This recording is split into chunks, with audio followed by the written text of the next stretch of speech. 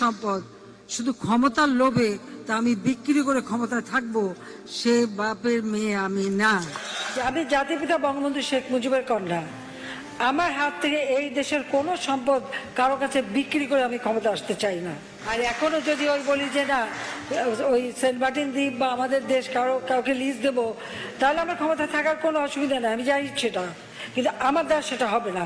যদি আমি বাংলাদেশে কারো এয়ারবেস করতে দিই, ঘাঁটি করতে দিই, তাহলে আমার কোনো অসুবিধা নেই। জবাব দিয়েছে স্পষ্ট যে আমি বঙ্গবন্ধু শেখ মুজিবের মেয়ে। আমরা যুদ্ধ করে বিজয় অর্জন করে দেশ স্বাধীন করেছি।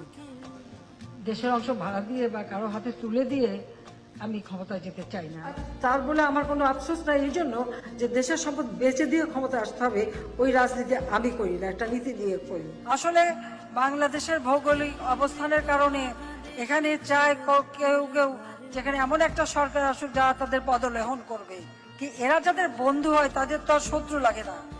মায়ের কোল খালি হোক এটা আমি চাই না, কারণ আমি তো